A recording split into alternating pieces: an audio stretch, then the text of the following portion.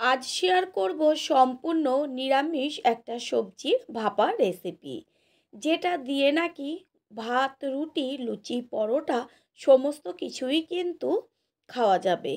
আর সবথেকে বড় কথা, কোনো রকম ঝামেলা ছাড়া হাতে যদি সময় না থাকে, এই রেসিপিটা একদম অল্প সময়ে তৈরি করে ফেলুন।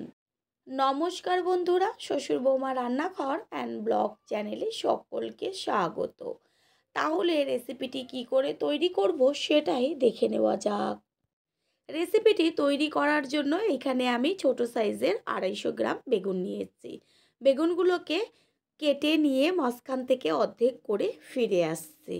এইখানে বেগুনগুলোকে অর্ধেক করে সামনের যে বোটার অংশটা থাকে সেটাকে বাদ দিয়ে কেটে জলে ভিজিয়ে রেখেছি। তারপরে জল থেকে তুলে এর মধ্যে দিয়ে দেব হলুদ, লবণ আর সামান্য একটু চিনি দিয়ে মাখিয়ে নেব।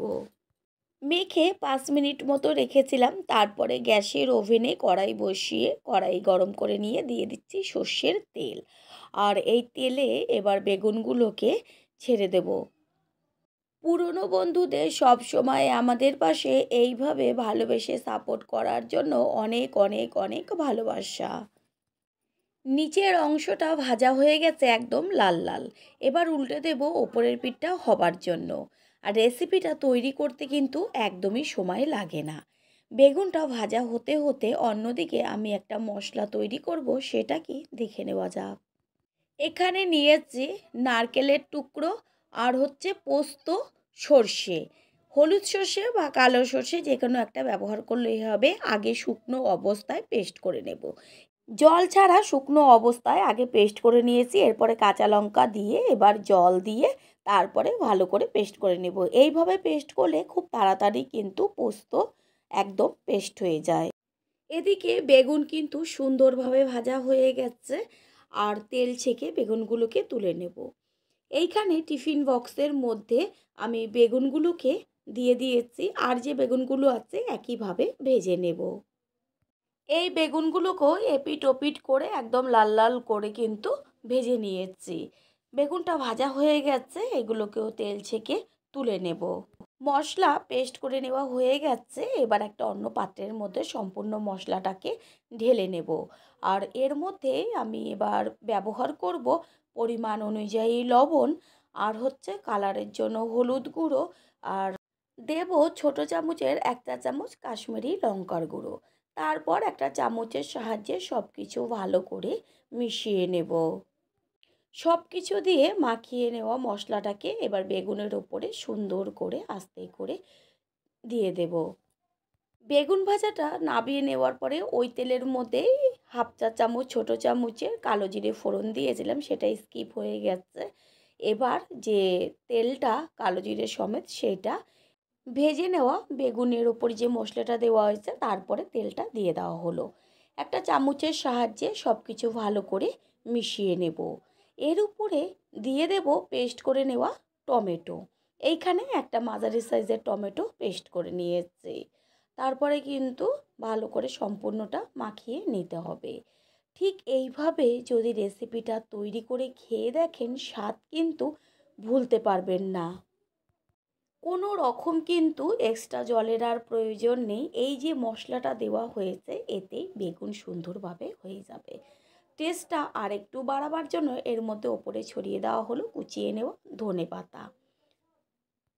দিয়েছি 3টে কাঁচা লঙ্কা, এটা কিন্তু গোটা রয়েছে। এবার একটা ঢাকনা দিয়ে ঢেকে দেব, যেহেতু ঝালের জন্য কাঁচা লঙ্কার পেস্ট ব্যবহার করাই আছে। ঢাকনা আটকে দেওয়ার পরে তারপরে কড়াইয়ের মধ্যে জল দিয়ে একটা স্ট্যান্ড বসিয়ে আস্তে করে টিফিন বক্সটা বসিয়ে দিয়ে একটা ঢাকনা দিয়ে ঢেকে দেব।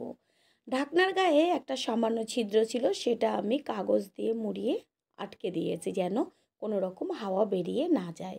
প্রথমে হাই ফ্লেম করে ফুটিয়ে নিতে হবে, তারপরে কিন্তু গ্যাসের ফ্লেম মিডিয়াম টু লোয়ে রেখে 25 থেকে 30 মিনিট এইভাবে রাখলেই কমপ্লিট হয়ে যাবে। নতুন বন্ধুদের আমাদের চ্যানেল ভিজিট করার জন্য আন্তরিক শুভেচ্ছা। আমাদের রেসিপিগুলো যদি ভালো লেগে থাকে সাবস্ক্রাইব করে দেওয়ার অনুরোধ রইল। ও পাশে থাকা বেল আইকনে ক্লিক করলে পরবর্তী ভিডিওগুলো সবার আগে আপনাদের কাছে পৌঁছে যাবে। 25 মিনিট বাদে কিন্তু আমি গ্যাসের ফ্লেমটা অফ করে দিয়েছি। তারপরে ঠিক এইভাবেই ঢাকনা দিয়ে ঢেকে রেখেছিলাম যতক্ষণ ঠান্ডা না হয় সেই পর্যন্ত। এটা ঠান্ডা হয়ে গেছে। ঢাকনাটা তুলে নেওয়ার পরে এবার হাত দিয়ে টিফিন বক্সটাকে তুলে নেব। টিফিন বক্সটা যেহেতু ঠান্ডা হয়ে গেছে সেই কারণে হাত দিয়েই তুলে নিলাম। আর ঢাকনাটা এবার খুলে নেব। টিফিন বক্সে ঢাকনাটা খুলে নেওয়া হয়ে গেল আর দেখিয়ে দিচ্ছি ভেতরটা কত সুন্দর হয়েছে। মশলা কিন্তু একদম পারফেক্ট হয়ে গেছে। ভাপার ক্ষেত্রে কোনো সময়ের জন্য কিন্তু এক্সট্রা মশলা ছাড়া জল ব্যবহার করবেন না, কারণ ভেতরে যখন ভাপে সিদ্ধ হয় তখন কিন্তু ভেতরটা ঘেমে গিয়ে ওপরে টিফিন বক্সের ঢাকনার মধ্যে জল যে হালকা বেরোয় সেটা কিন্তু মশলার মধ্যে পড়ে, সেই কারণে জলের আর এক্সট্রা প্রয়োজন নেই।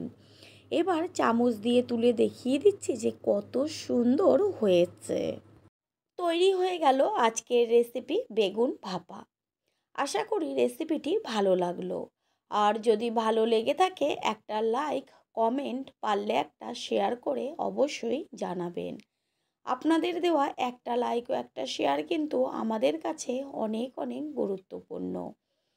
রেসিপিটি যদি কেউ ফেসবুক থেকে দেখে থাকেন ফলো করে পাশে থাকার অনুরোধ রইল। All friend, thanks for watching my video. আপনারা সকলে ভালো থাকবেন, সুস্থ থাকবেন। আবারও দেখা হবে অন্য কোনো রেসিপির এপিসোডে।